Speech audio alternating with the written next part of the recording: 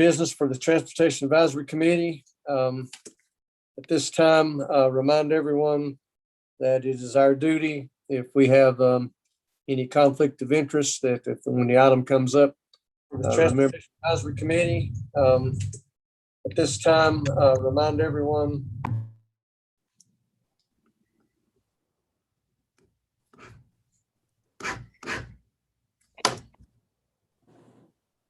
okay. Was someone needing to say something there? Okay. Just again, be aware of our ethics awareness. Introductions, we will, Brian will call the roll when we come get around to voting. So we will not do introductions today because of the being on Zoom.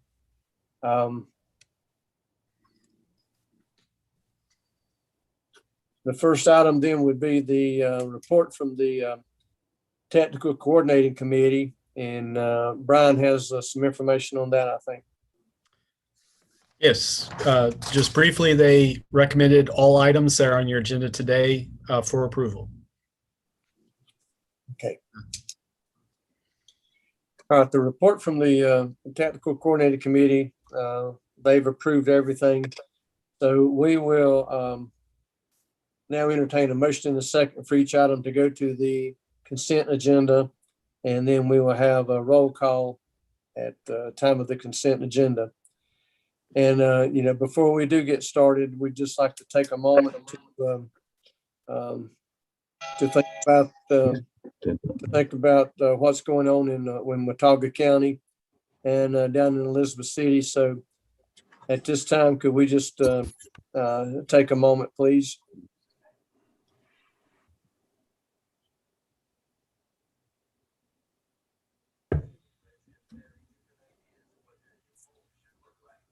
Thank you.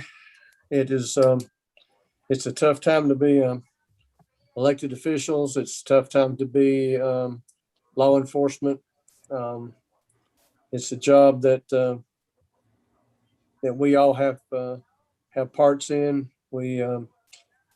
I don't think there's any way that we can pay these people enough for what they put on the line every day.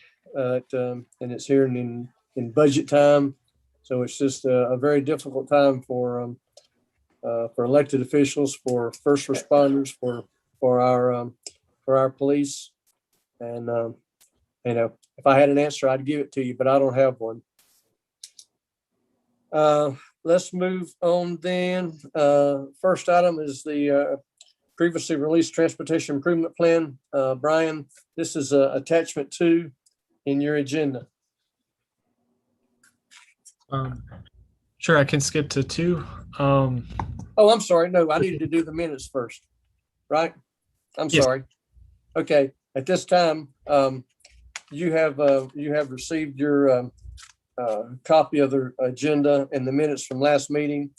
At this time, I will entertain a motion in a second, unless there's some clarification to the minutes. Wendy Cato to accept the minutes. Wendy. Maynard Taylor, I second it. Okay. Wendy and Maynard, thank you.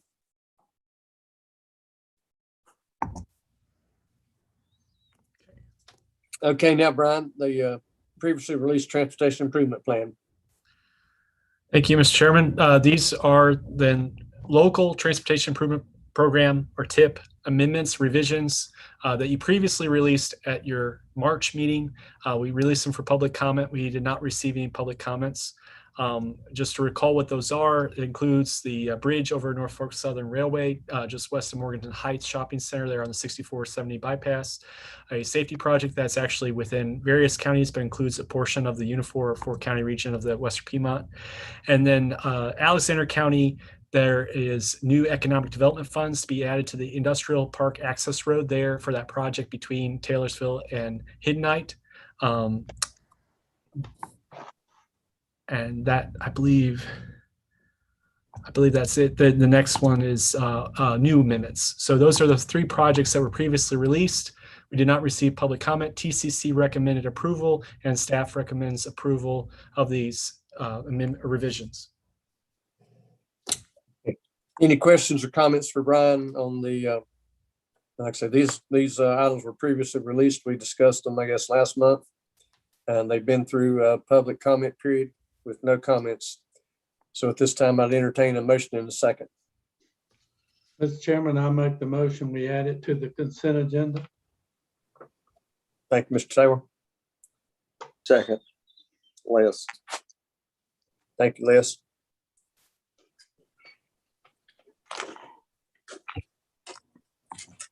The new transportation improvement revisions. Yes. So you also, of course, have new revisions, and these correspond to those that went to the State Board of Transportation at their April meeting. These include various schedule changes. For example, one is for the Fontaflora Trail portion there on North Powerhouse Road near Lake James in Burke County to add more time, a year delay, if you will, but more time for that project for real estate design. That is recommended. All these we're seeking your approval to release for public comment. So your action today doesn't approve that, but we would then work with local governments if there's any issues before coming back to you for approval. It also includes I-40 bridge rehabilitation shared between Catawba and Iredell County. This would actually accelerate that project. It's pretty rare these days, unfortunately, that we see the schedule being pushed up sooner, but that is the case for that project. We also includes for NC 150 to look at no longer using the build NC bonds for that project and to delay construction from 22 to 25 in the Catawba County portion up to into Iredell. Malcolm Boulevard, this project, we're looking at modifying the description. That's the key change there. And this is consistent with the Metropolitan Transportation Plan from 2040 that you recently amended, where we looked at the scope change going from a widening, and that's the overall corridor of Malcolm Boulevard, Castle Bridge, and Colony Springs Road from US 70 Burke County all the way up to Southwest Boulevard in Lenoir and Caldwell County. That project has changed now in its focus as consistent with our newly amended Metropolitan Transportation Plan now to be a focus on safety and modernization. So they would still look at, kind of straightening curves, widening through lanes or travel lanes, and adding safety shoulders, turn lanes. That is then still funded for Colony Springs Road, which is also the next page, and Catawba Bridge replacement, but changing kind of the description of those projects, not building an additional bridge for Castle Bridge, but replacing the bridge. This is no longer a widening project. Malcolm Boulevard, however, is not yet funded, although it's being done as part of that overall corridor, including the environmental work, and so that project description would also change. And then a couple more, there is NC 127 near downtown Hickory. There is a project there to add turn lanes. The cost would increase in that project, and that's being added in there. And then this is the last one for this packet is Pinewood Road in Grant Falls. That project also would have a cost increase. And that is something we are seeing now. Is previously there were maybe schedule changes because of revenue. Now we're, of course, with the economic recovery and costs are going up generally. So this is probably unfortunately a pattern we're likely to see for some other projects. So those are the projects now. I'll close my email, and I'd be happy to entertain questions. Staff, as TCC recommended that these be released for public comment, and that's consistent with the staff recommendation to TAC that these be released for public comment. Does anyone have any questions, Brian, on any of these specific projects? I did see the I-40 bridge moving up 3 years from 25 to 22. Yes. Yeah, a counter trend, actually moving up. Yes. Yeah. Okay. Brian, yes. This is Randy at Cages Mountain. Will you go over the Connolly Springs changes, because Richard's here for the first time, and explain to him to your best knowledge as to why the nature of the improvement changed from being a 4-lane to a just straighten out the curves and 3-lane and do safety measures. Just take a couple minutes and tell him that. Yes, I should have, sorry, welcome you as our newest member. Town of Cages Mountain has appointed Mr. Richard Adams? Andrews, I'm sorry. Andrews as our newest member. And he will represent Town of Cages Mountain as their vote. And appreciate you that you take the time already to serve your community on their town board, and now you're doing this also for your region and representing your community. So thank you for doing that. Basically, the project, of course, as you know, I'm sure it's been planned for years, if not decades. But basically, when you use federal dollars, you're required to follow a environmental process that basically tries to minimize, reduce, avoid environmental impacts. And resource agencies like the U.S.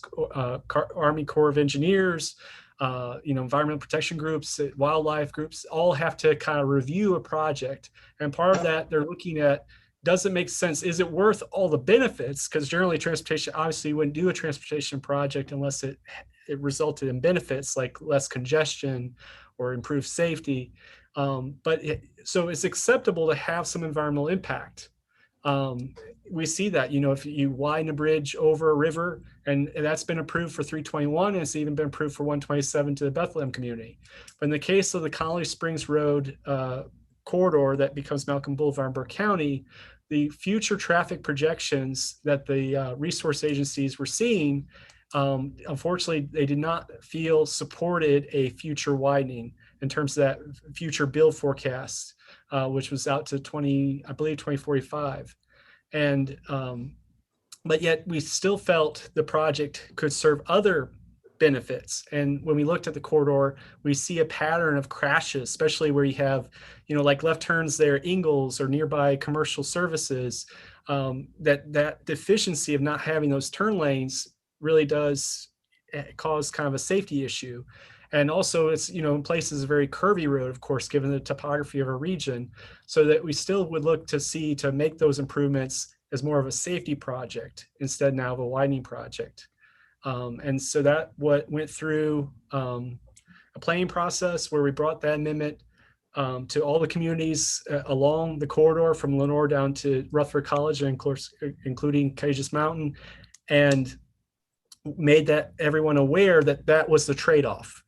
That not to further delay the project even more for maybe a widening someday, but actually try to get better benefits for safety sooner, seeing that was the more immediate need, and like the replacement of the Castle Bridge too, of given the bridge age and decay. Well, that'll make it a lot less congested during construction doing it that way also, won't it? Yes, well, because doing a replacement bridge, obviously it won't tear down the old bridge until the new bridge is done. Well, I'm talking about the Connolly Springs Road itself. The congestion's bad out here in the afternoons. Can you imagine if we was doing a 4-lane highway? It would be pretty bad out here. I'm just saying the 3-lane should be less congested of building it. Right. I'm back. I would like to point out, it would be a continuous 3-lane, like a 2-way center left turn lane for the entire stretch of the project. There would be places like, they're near Ingalls, for example, where commercial development patterns are such that you probably do have more of a consistent 3-lane section.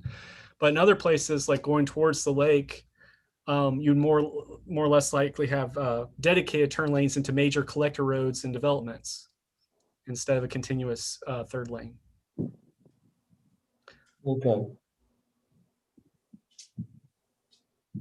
And we'd be happy to give an update too to any of our local governments, planning boards or their town board, city councils, et cetera, always on these topics, because we know they're ever changing. So please use us, the COG staff and MPO staff, as a resource to keep your local government decision makers and citizens informed.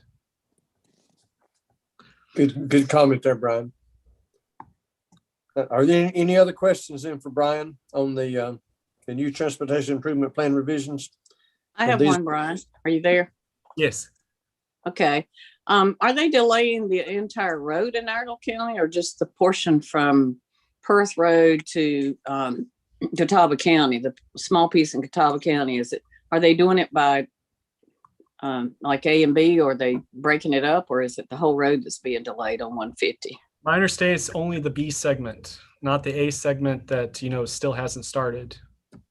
That would go. And to are they 16. widening it from 4 to 6 lanes? Is that what they're saying?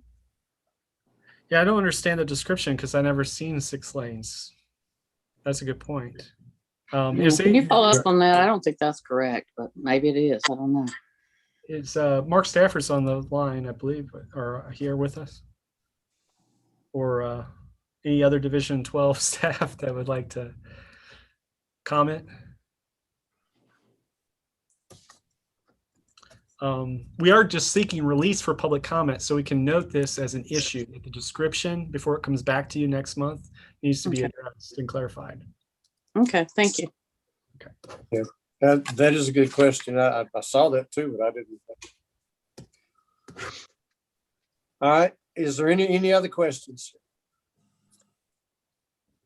If not, then I'll entertain a motion in a second to put this to the consent agenda. Brian Hank, yes, I'll make a motion. I'll second.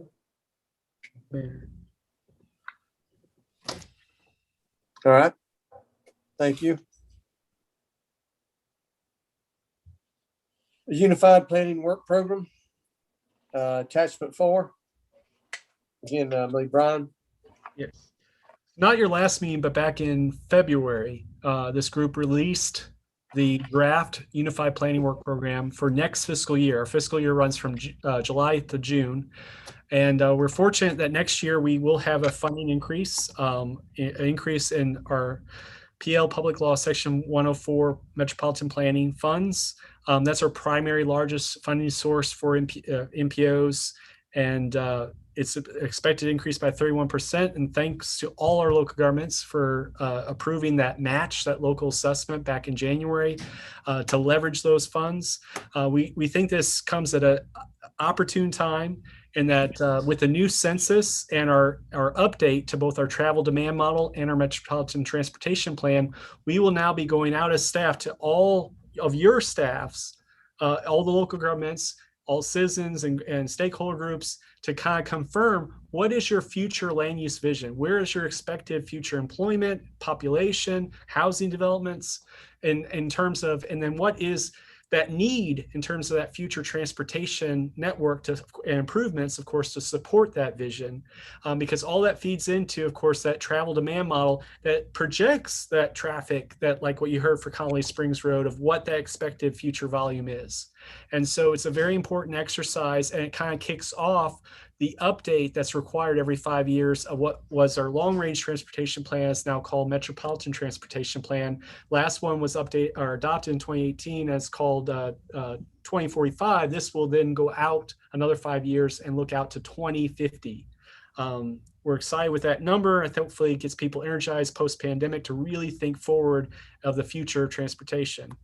We'll also be increasing our transit program just a little bit, in terms of this helps us with our local human services coordinated plan that's required for an update, as well as our efforts with Greenway to help reorganize the Catawba bus system, right size the Burke system, and really engage all 4 counties in terms of that regional update.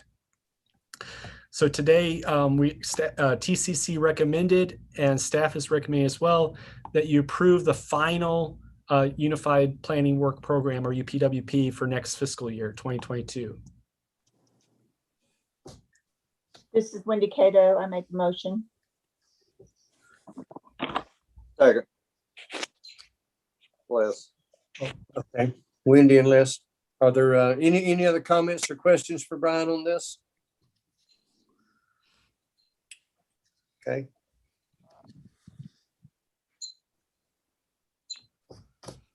Attachment 5, the certification of the planning process.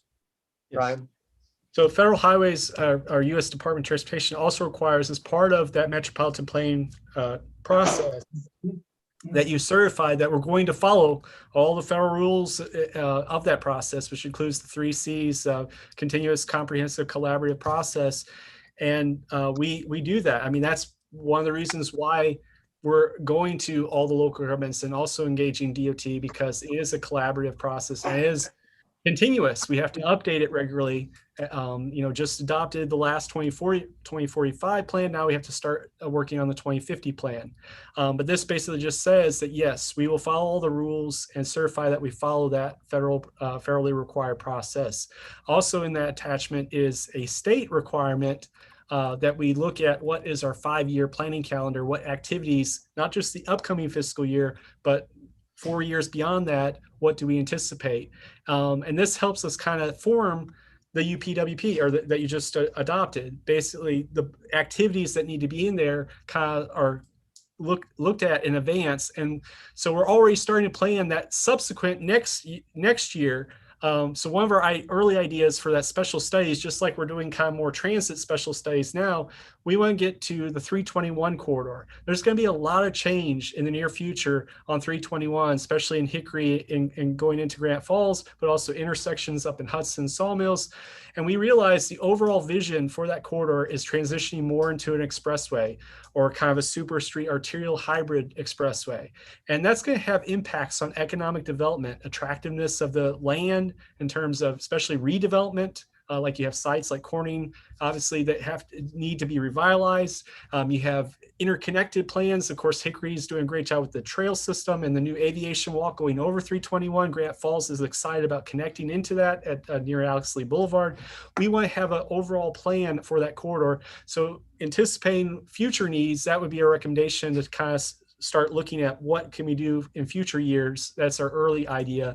But again, that we start that process all over again for development of the following work program. That's what kind of is in this calendar of what would be in the next year. So at this time, we kind of seek your approval as TCC recommended, that you approve that we are following the federal process, and we also follow the state process in terms of when we look out for those 5 years.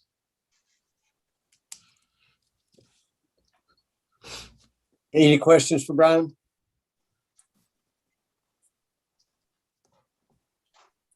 Okay, at this time, then I would entertain a motion and a second to certify the planning process. So moved, Mr. Chairman. Maynard Taylor. Richard Andrews, second. Okay. Thank you all. Thank you all for your participation. Thank you, Brian, for all the reports. At this time, then, I would ask Brian to call the roll to vote on the consent agenda. All right. I'll start with our newest member, Richard Andrews. Yes. Thank you. All right. Maynard Taylor. Yes. Les Morrow. Yes. Thurman Van Horn. Yes. Thank you. Joe Kirby.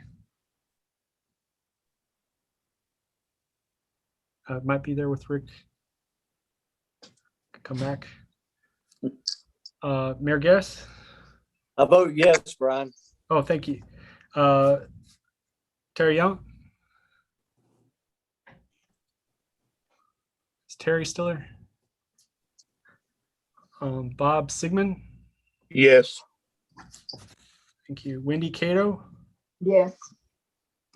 Barbara Beatty.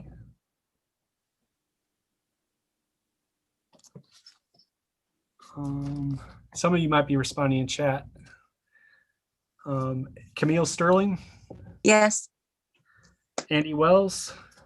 Yes. And our chairman, Bruce Eckert. Yes. See, anyone I did not call? Or I did call and now you have your mic working. Okay, then the agenda is approved. Thank you for your time and your participation. At this time, we will have a report from Duncan and Avery, or is Avery going to do the whole report? Is Duncan here? I'm here. Okay. All right. At this time, we'll hear about Walkability Action Institute. All right. Thank you, Mr. Chairman. Thank you, Brian. Just wanted to kind of give you a little bit of an update on a project that we've been working on for quite some time, actually, about a 6-month-long project. We submitted a grant application to the National Association of Chronic Disease Directors back in December of 2019 for a grant to develop a walkability plan. And the plan's purpose was really to sort of address the barriers that we encounter here in the region, kind of at the intersection of movability, equity, and health. And kind of thinking about health and how that could be integrated into all this is kind of a different view, actually. There were 6 applicant teams that were selected across the US, and we were one of them. The plan was that we were going to travel to Decatur, Georgia, but due to COVID, of course, we couldn't do that. So that was canceled. Instead, what we did was something called a virtual academy. That started in September 2020. And along with the 5 other teams, like I said, and walkability leaders from around the country. So we got some really good input and putting this together. Our walkability team consisted of, I was on the team. Our elected official rep was Wendy Cato, and we're very grateful for all her help along the way. And our public health representative was Lisa Moore of Burke County Health. From Ncdot, we had Dean Ledbetter, Pam Cook, and Stephen Sparks. From the North Carolina Department of Health and Human Services, we had Kelly Kavanaugh, no relation. And then, of course, from the Greater Hickory MPO, we had Avery and Brian on the team as well. So the academy actually lasted for 6 months, like I mentioned before, and that was really kind of a significant commitment for all the team members. So we're very lucky to have everybody stick with us the whole way and offer their thoughts in the plan's development. Our field work, we did get a field work project during the virtual academy, and that was a walk audit of Morganton. And we were very grateful to help from Wendy and Lisa on that. But we learned a lot about movability challenges in the neighborhood around Hillcrest Elementary School, for those of you that are familiar with that area. And then the final result, of course, is this team action plan. And our first goal, as you can see there on the slide, is to establish a movability coordinator position and a movability advisory committee within 1 year. And I think Avery's going to speak a little bit more to that coming up after me. But as you can see there on those action steps on the left, we got a pretty aggressive time frame for doing this. And that was kind of the purpose of this plan. The folks we were working with wanted to make sure that we had something that was really going to get out there and make an impact quickly. So you can see there, we're looking at the April and May timeframe and June to sort of start getting things going there on this slide. Our second goal is to collaborate with Ncdot on an ongoing basis and our local governments to ensure that the road resurfacing opportunities result in improved accessibility and equity. And it really kind of what that boils down to is being way ahead of that road resurfacing schedule. So we can talk with our local governments and find out whether or not they want to do anything different there. Maybe they want the road restriped to have a different type of facility on the road, or maybe a different type of crosswalk. But what we want to do is be way, way ahead of that. So when it comes down to resurfacing the roads, that everybody will kind of be on the same page. And next slide. One of the big things that we wanted to come away with too is to implement these pilot demonstration projects. So we want to do a pilot demonstration project, and we want to conduct one demonstration project annually in the region. Really what that is it's kind of like a pop-up project, if you've ever heard of something like that. We call it something different, but basically if there's an area in town, or that maybe has an unsafe intersection, or one that isn't really clearly marked, or maybe just a spot that needs to have more attention brought to it, we would actually work with the town or the county to make sure that we could implement some of the short-term fixes and actually have those short-term fixes on the ground for everybody to see it and see what it could look like there if things were different. And then, of course, we'd come back after the demonstration project is over and communicate the project results with the public and, of course, with the local governments, and then work with the local government to try to make that project happen more long-term. So that's really kind of what we were working on there in the background for the past 6 months. It was all online, and in some ways it was good, and in some ways there were some drawbacks, but it really was nice to hear from all of the other, cities and towns across the county. I guess the biggest city was Cleveland, and went all the way down to Walla Walla, Washington. So we had a big spread there, and we really benefited from everybody's input. And that's all I got. Okay, thank you. Avery, you have part of Yeah. this, I believe, okay? Yep.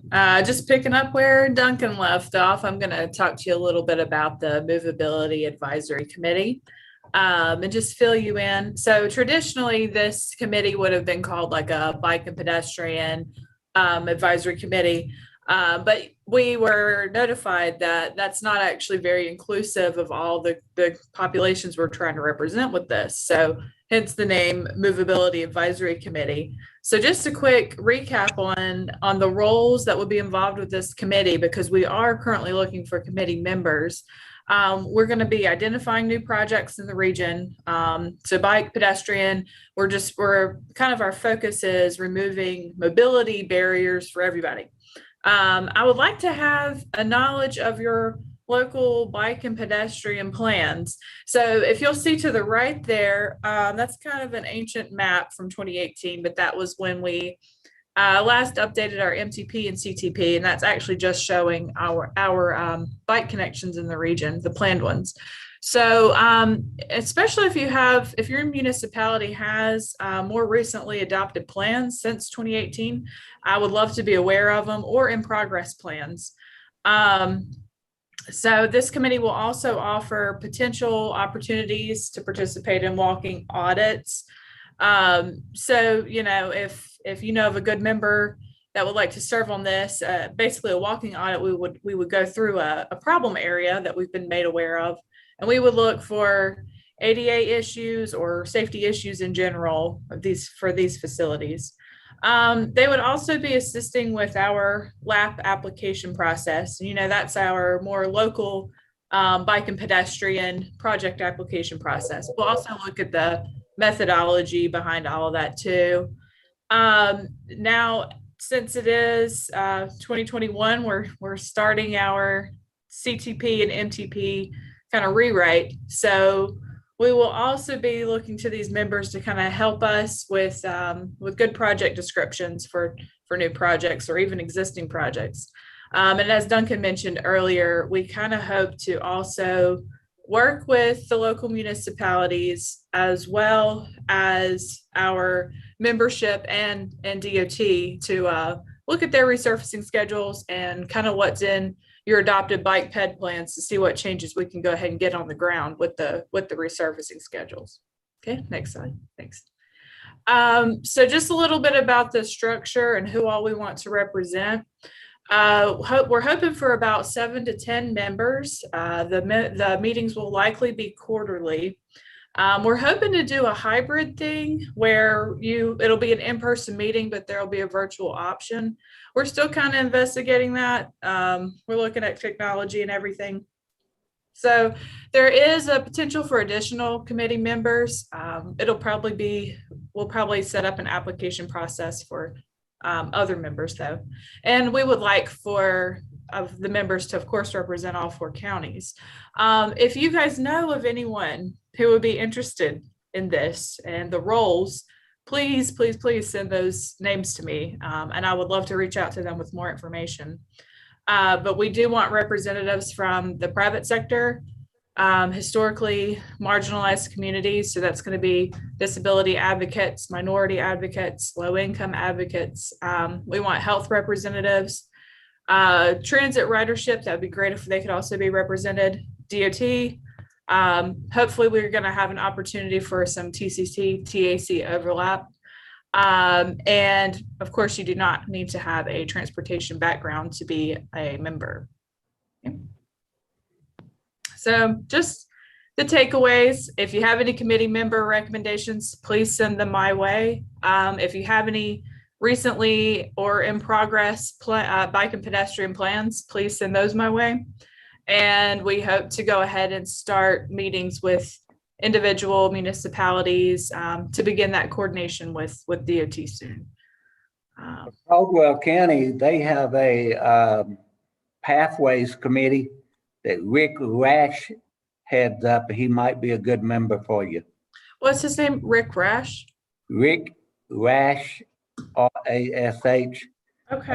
I've got his email somewhere. I can forward it to Brian. That would be great. Yeah, thank you so much. And he's with what pathways? Caldwell County Pathways.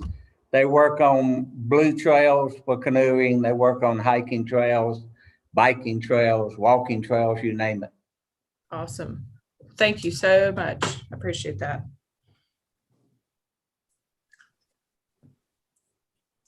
Okay, well, that's exciting, Duncan, Avery, and I mean, that's for us to be one of 6 from across the country. I think that's a feather in you guys' cap for getting that done. I applaud you, and I'm sure the rest of the members applaud you for that. If you know of anyone that we can you can put on this team for Avery, let her know. If not, I'm sure she will be drafting you. So you'd be better off to recommend someone instead of letting her draft you. Are there any questions for Duncan or for Avery on this walkability action? Do you have any comments on it, Brian? Okay. Just fortunate to have such great staff team members.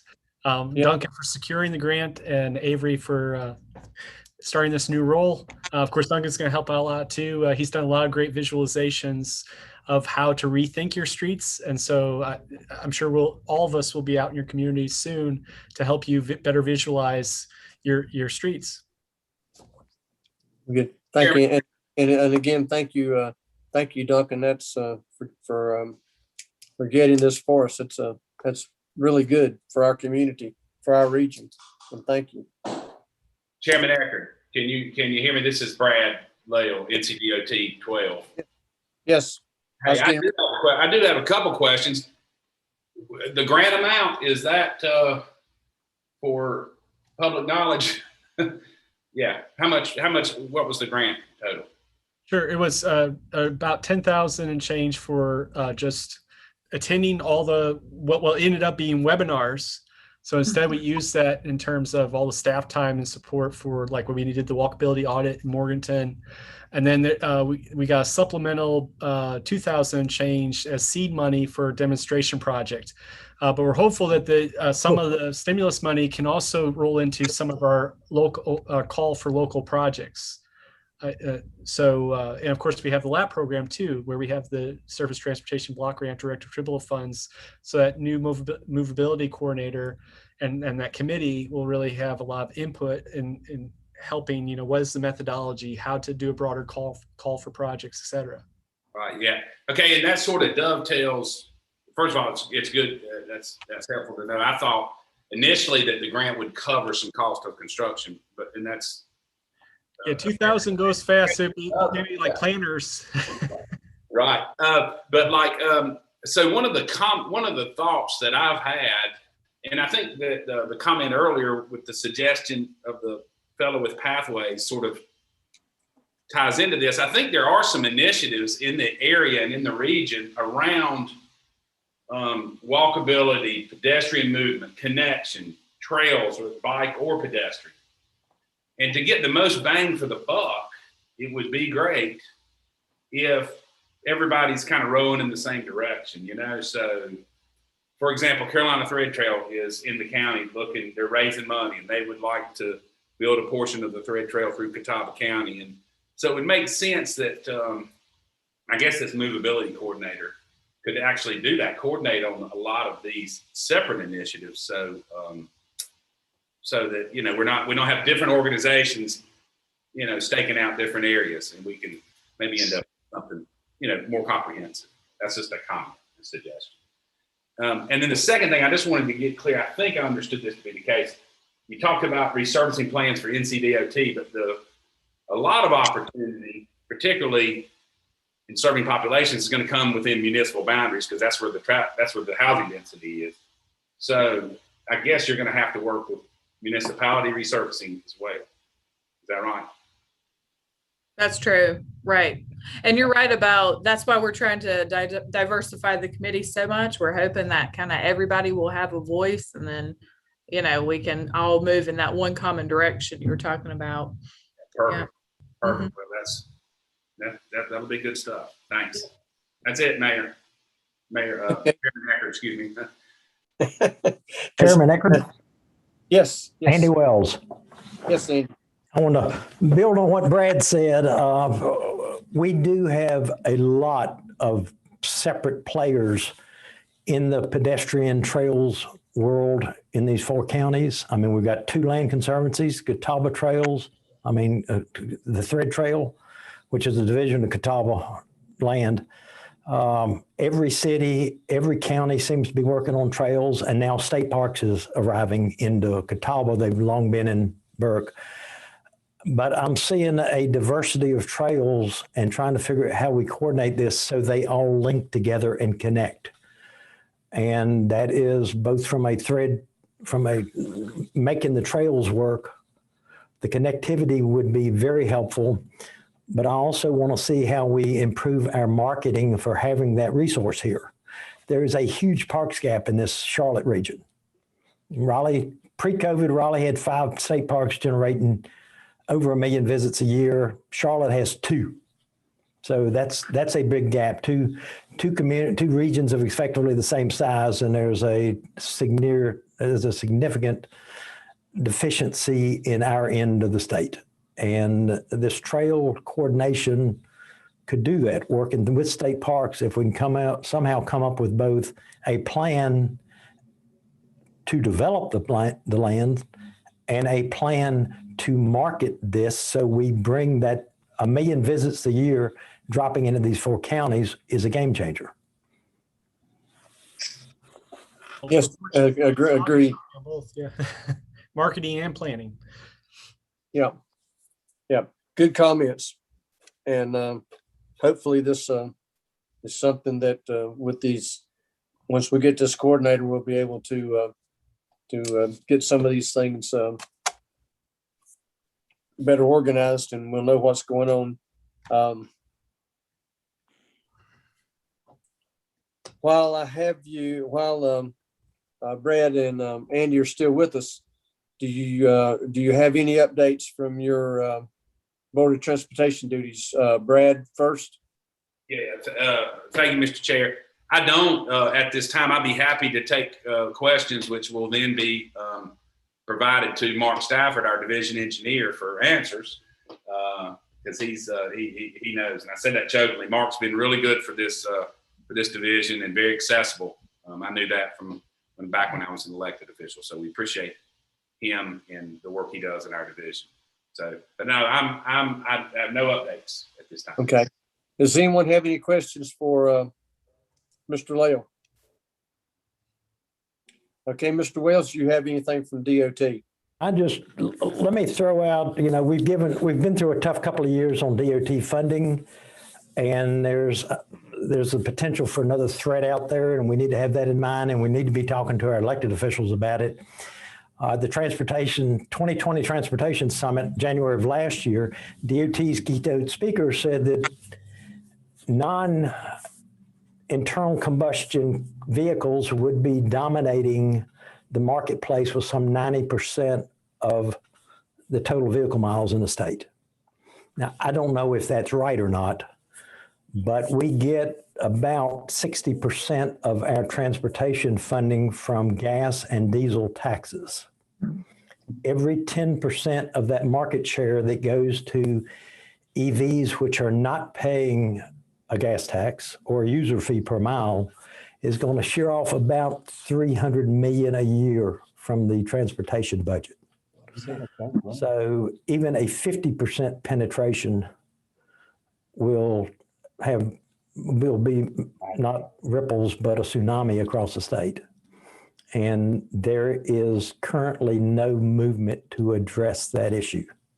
I'm not talking about penalizing anybody. I'm talking about making sure everybody pays the same thing per mile based on the vehicle weight, that there's complete equity in their transportation funding on some kind of user fee.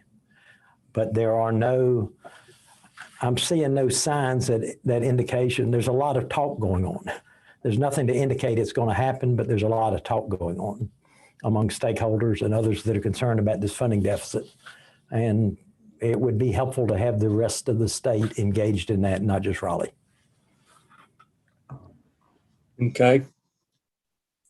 I think we all understand and we all hear you.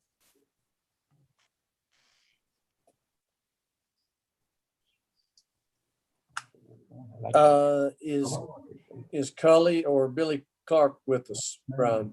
I don't think so. Okay. All right, Board of Transportation, Division 11, Mike Pettyjohn.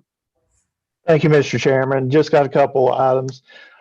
No major construction issues or projects going on in Caldwell County at this moment, but with spring getting here, we are getting into our maintenance operations. We have spent a considerable portion of April working with the litter sweep. Of course, that's a continuing operation to try to keep our roads looking like we want them. Did want to make mention of one thing. Brian kind of alluded to this in some of the previous items that we had, but there is an effort across the state to, with our STIP program, to go back at our projects and really make sure that we've got good estimates on these projects.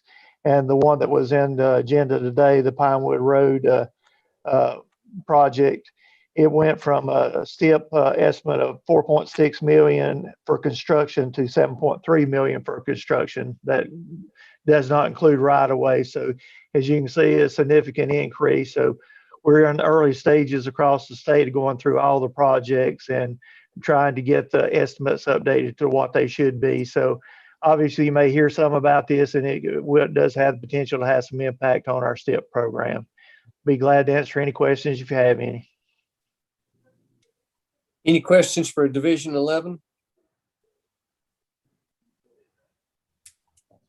Okay, thank you, Mike. Division 12, Mark.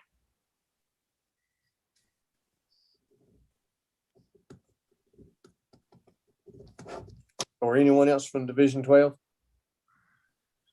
think Dean is on here if you wanted to.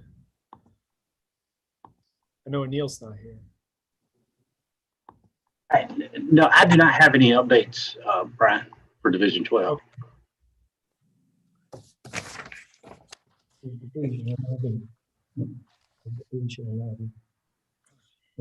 Division 13, Mark Gibbs. Is Mark with us? It's not, but this is Hannah. I'll give some updates. Okay. I have a couple for Burke County. I'll start with project development. I just want to let everyone know that most of our projects in Burke County are still on hold. We have resumed preliminary engineering on I-5990, which is the interchange improvements at I-40 exit 118. Others currently advancing include a couple of locally administered projects, as well as some of our ARC local access road projects. But again, most of the projects that were selected through prioritization in Burke County are still on hold. For construction, just a quick update for the bridge replacement project on I-40 at exit 112. The traffic is in permanent alignment on the new bridges for both the westbound and eastbound alignment. There's still some work to be done on that contract. I think the expected completion date is August of this year. Other construction in Burke County is primarily resurfacing contracts. They have recently finished the paving on NC 126. And so most of the remaining work is going to be on secondary routes. We have 3 active resurfacing contracts in Burke County, and they're various stages of completion. So that's all I had, unless there are any questions for me for Burke County. Any questions for Hannah? No. Okay, thank you. Is Pam with us? Pam Cook? I am with you always. Always. Even when I'm not there, you're in my hearts. I think that Brian sent out my newsletter to all of y'all for the Transportation Planning Division. There currently are no traffic forecasts in the 4-county area. I provided a link to NCDOT's material and test unit. They actually evaluate different types of materials used in construction, and sometimes citizens ask about that. Is DOT even looking at doing things differently because this doesn't hold up well or something? It's very interesting. So I provided you the link so you could go back and look at products that have been evaluated and being considered by NCDOT.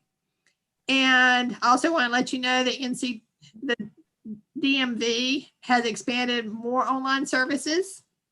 So soon you won't have to wait in line for hardly anything. Federal Highway, in the Federal Highway section this week, April 26th through 30th, is the National Work Zone Awareness Week. And we've actually in North Carolina had the whole month of April as an awareness week.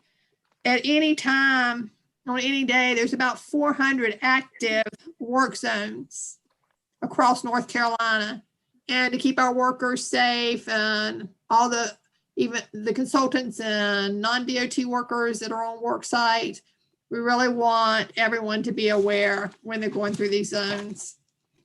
On the second page, I put, and I've let your TCC members know, I'm sure they all got umpteen emails to let them know before now too, that this is the time period for applications for bicycle and pedestrian grants through the Integrated Mobility Division of NCDOT. Ones who have had it in the past are Lenore's actually won a grant for a bike plan and a pedestrian plan in the past. Newton won a grant for a pedestrian plan in 2016. Valdez and Rutherford College got a grant for a pedestrian plan. Granite Falls got a grant for a pedestrian plan. Lenore. So our areas have been very successful in applying for grants. And I would encourage areas to continue to apply. It's a really good program and you get good input.